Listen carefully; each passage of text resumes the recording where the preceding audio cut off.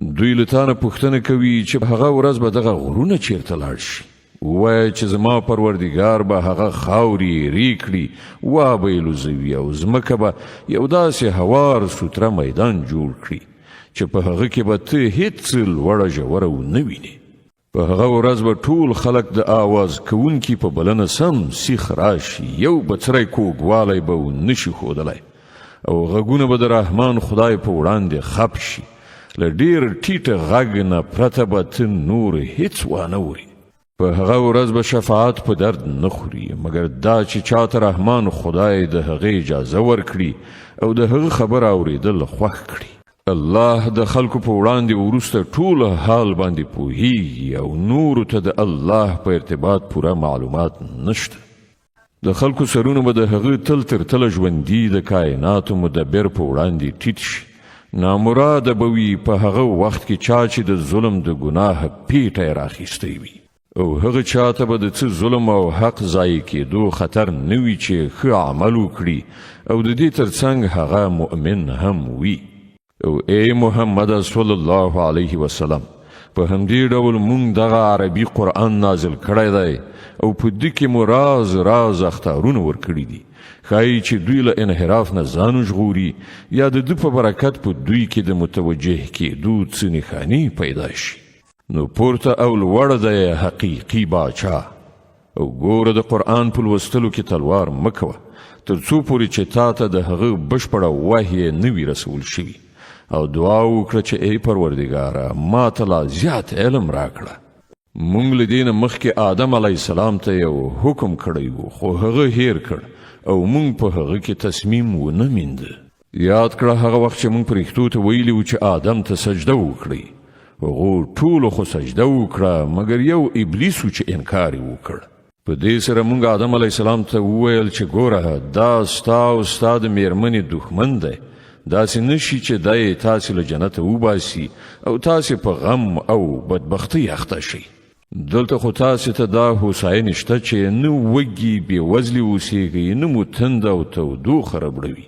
خو شیطان هغه تیر ویست، ورته یې وویل ای آدمه تا ته هغه ونه دروښیم چې په هغې سره تل تر تله ژوند او نه ختمېدونکی سلطنت په لاس درځي.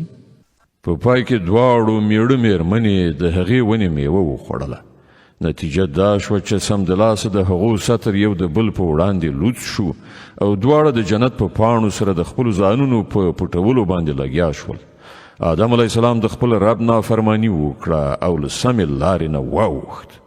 بیا د هغه رب هغه غوره کړ او د هغه توبه یې قبوله کړه او هغه ته یې لارښوونه وکړه. الله فرمایل تاسې دواړه یعنې آدم علیه السلام او بیبي حوا له دې ځایه یعنې جنت څخه کوز شئ. تاسې به یو د بل دښمنان یاست. اوس که زما له لوري تاسې ته کوم هدایت ورسیږي نو څوک چې زما د هغه هدایت پیروي وکړي هغه به نه ګمراه شي نه به په بدبختۍ کې اخته شي او څوک چې زما له ذکر یعنې د نصیحت له درس نه مخ واړوي د هغه لپاره به په دنیا کې تنګ ژوند وي او د قیامت په ورځ به موږ هغه ړوند راپاڅو. هغه به ووایي پروردګاره په دنیا کې خو زه سترګور وم دلته دې ولې ړوند راپاڅولم. الله تعالی به وفرمایي هو په همدې شان دي زموږ آیاتونه چې تا ته راغلي وو تا هیر کړي وو هماغسې نن ته هیرول کېږي. په دې ډول موږ له حده تیري کوونکو او د خپل رب د آیاتونو نه منونکو ته په دنیا کې مجازات ورکوو او د آخرت عذاب زیات سخت او ډیر پایښت لرونکی دی. او آیا دغه خلکو ته د تاریخ له دغه درس نه څه درس ور په برخه نشو چې له دې نه مخکې موږ څومره قومونه هلاک کړي دي چې د هغو په وران شوو کلیو کې نن دوی ځي راځي. په حقیقت کې په دې کې د هغو خلکو لپاره ډېرې نښانې دي چې د سالمې پوهې خاوندان دي. که ستا د رب لخوا مخکې د یوې خبرې پرېکړه نه وای شوې او د مهلت یوه موده نه وای ټاکله شوې نو ارومرو به د دوی هم فیصله شوې وای. نو ای محمد صلی الله علیه وسلم دوی چې کومې خبرې جوړوي پر هغو صبر وکړه او د خپل رب له ثنا ستاینې سره د هغه پاکي بیان کړه له لمر ختلو نه مخکې او له لمر پرېوتلو نه مخکې او د شپې په وختونو کې هم هغه پاکي بیان کړه او د ورځې په څنډو کې هم ښایي چې ته راضي شي. او د دنیوي ژوندانه هغه ځل بل ته سترګې قدرې هم مو راړوه چې مونږ له دوی نه راز خلکو ته ورکړي دي. هغه خو مونږ په ازموینه کې د هغو د اچولو لپاره ورکړي دي او ستا د رب درکړای شوې حلاله روزي ډیره ښه او پایښت لرونکې ده. خپلې کورنۍ ته د لمانځه توصیه وکړه او په خپله هم د هغه پابند اوسه. مونږ له تا نه کومه روزي نه غواړو، روزي خو مونږ تا ته درکوو او د عاقبت ښېګڼه د پرهیزګارۍ لپاره ده.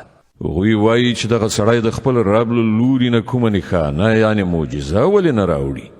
آیا دوی ته د مخکنیو صحیفو ټولې ښوونې په څرګند ډول بیان شوې نه دي راغلي؟ که موږ د هغه له راتګ نه مخکې دوی په کوم عذاب سره هلاک کړي وای نو بیا به هم دوی ویل چې ای زموږ پروردګاره، تا موږ ته کوم پیغمبر ولې راونه لیږه چې موږ له ذلیل کېدو او رسوا کېدو نه مخکې ستا د آیتونو پیروي غوره کړې وای.